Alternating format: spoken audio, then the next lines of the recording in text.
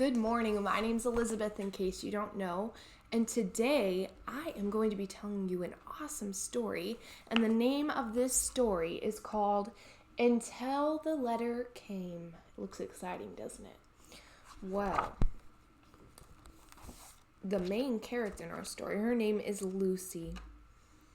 Well, one morning, it was 11 o'clock on the first day of May. We're in May, aren't we? Lucy and her kindergarten friends were having a morning break. Do you guys like breaks? I do. They sat under the tree in the school playground, drinking their milk. Everything was perfect until Harvey spoke in a loud voice. Lucy, why do you live with your grandma? Why don't you have real parents like everybody else? Everyone looked at Lucy. Because I don't, she answered. Wipe your mouth, Harvey. You've got a milk mustache. Harvey was not going to give up. But everybody has a mom and dad. I mean, where are yours at? Maybe they're dead, someone said. Or perhaps they're divorced, was another person's idea. Suddenly, it was quiet, and Lucy trembled inside, feeling tears just about to spill over. She then breathed a sigh of relief because the teacher was headed their way. The children stopped looking at Lucy to look at their teacher. But Harvey wasn't finished. Teacher, he said, why does Lucy live with her grandparents? Why hasn't she got a daddy and mommy? The teacher's voice interrupted. If I had grandparents like Mr. and Mrs. Ferguson, I imagine I wouldn't care if I had parents or not. They're as good as both a father and a mother. You're a lucky girl, Lucy. My grandparents died when I was a baby. Wipe your mouth, Harvey. You've got a milk mustache. Now, everybody listen because it's the 1st of May. We are going for a nature walk in the woods. Let's see how many different flowers we can find. The children whooped with joy, and Lucy was forgotten. 5-year-old Lucy loved the nature walk, but she didn't forget the question that Harvey had asked. It was something that she had thought about before, but Grandma and Grandpa never talked about it. So she kept the question inside of her. She said to herself, I'll ask Grandma today.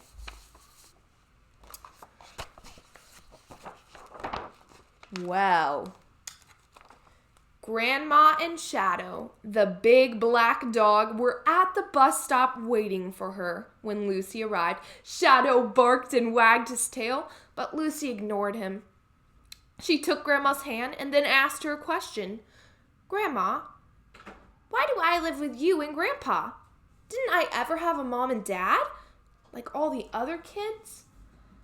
She waited a while for Grandma's answer. Finally it came.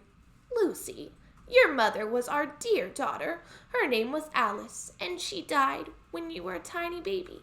There was no one else to look after you, so Grandpa and I took you as our own little girl. Lucy needed to know more. But didn't I have a daddy? Why didn't he look after me? Is he dead too? Again, she waited for Grandma's answer. He went away, dear, and we never saw him again, she explained. He was not a good man, Lucy, and he could not have looked after you. You belong to us now, and always will, just as though you were our own little girl. Look, there's Grandpa. He's waiting for us. The explanation satisfied Lucy for the moment. Over the next 5 years, she never mentioned it again. They were happy years, and during that time, Lucy became part of the Girl Scouts. When Lucy was 11, she spent an exciting weekend at a Girl Scouts camp. It was a beautiful place with woods and nearby farms with hayfields and daisies and buttercups and a lot of other flowers. There was even a river where the girls could go swimming. I love to swim. Do you guys love to swim? Wow. Lucy slept in a tent with her friend Mary and looked at the stars through a slit in the top of the tent. She learned how to build a fire and even how to cook over the campfire. Well, soon summer was over and Lucy was back in school again. One day, her English teacher, wrote "summer holiday" on the green chalkboard. In large letters on the chalkboard. "What do you think when I say summer holiday?" she asked. "Mary, how about you?" Mary was caught by surprise. Ice cream. Ice cream, she answered. "Yes, all right. Somebody else?" "Swimming, the beach, camping in our caravan. We toured Scotland in our car." The teacher was writing the answers on the green board as fast as she could. "Lucy," she said, "what did you do on your summer holiday?" Hearing the teacher's question, one of the other students started to snicker. He started to laugh. Mary spoke up. "Lucy never goes anywhere far away. Her grandparents can't take holidays." "That will do, Mary," the teacher interrupted. "Lucy went to the guides' camp." "What was summer like there, Lucy?" the teacher inquired. "Oh," Lucy began, "the smell of honeysuckle and newly mown hay, seeing the stars through a hole in the tent. When we swam in the river, we even saw these big fish. They came out of a hole in the bank." Lucy went on and on. The bell rang, signaling that it was time for break, but the teacher had a closing word. "I want each of you to write a story about your summer," she said, "and there will be a prize for the best story. Just remember to put the feeling of summer into it." The class was dismissed. Soon the bus arrived and Lucy left for home. As she wandered home from the bus stop, she thought about what she would write. Usually when she stepped up on the front porch, she called, "Grandma, I'm home." But today she was thinking and she didn't call Grandma's name. Lucy looked in the doorway and saw Grandma and Grandpa standing with their backs toward her. They seemed to be in a serious mood. They were talking and whispering. But Elsie," her grandfather was saying, "she will have to know soon. She is 12 years old, and after all, he is her father." "But not yet," her grandmother cried. "There are still 2 years to go. Anything could happen in 2 years. Lucy stepped back softly and darted along the side of the house. They must not know that she had heard. She wanted to run away and hide, but Shadow came bounding toward her, barking and licking her face.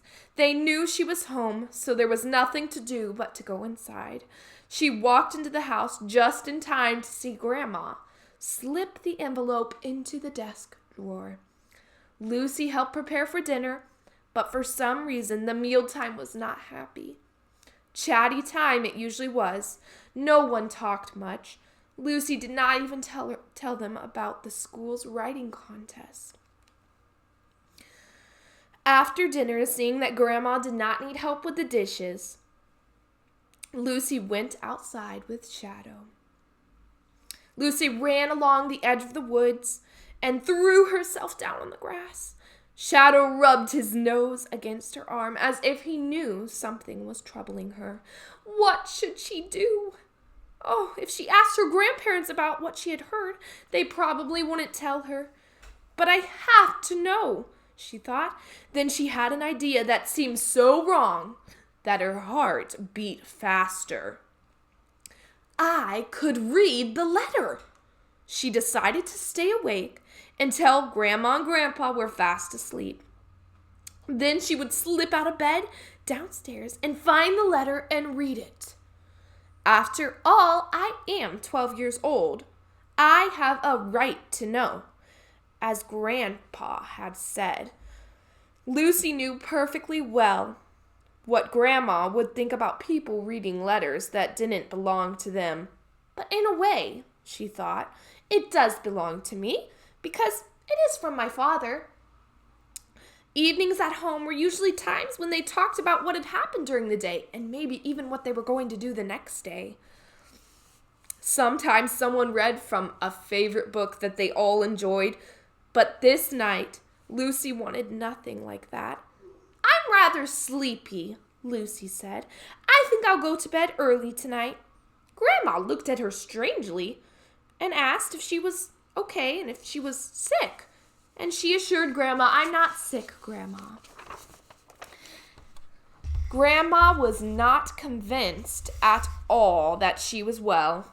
Mark my words, Herbert, she said to Grandpa. Something is wrong with that girl. Before Lucy got into bed, she always said her prayers, but tonight there was a problem. Our Father, who art in heaven, she began. Then she came to the part where it said, forgive us our trespasses.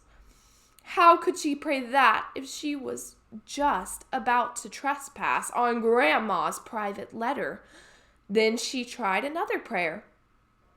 Jesus, tender shepherd, hear me. But that was no better, for it said, let my sins be all forgiven. So she gave up and crawled into bed. Grandma checked on her several times before she went to bed, but each time Lucy pretended to be sound asleep. It seemed forever until she heard her Grandma and Grandpa go up to their bedroom, and then longer until she heard Grandma snoring. Finally, she could sneak downstairs without their knowing. Quietly, she paused on each step, hoping it would not squeak. She reached the desk and softly slid open the drawer where the letter was hidden. She had to search a bit. Yes, here it is. And she pulled out the letter that was addressed to Grandma and Grandpa. Well, she opened the letter.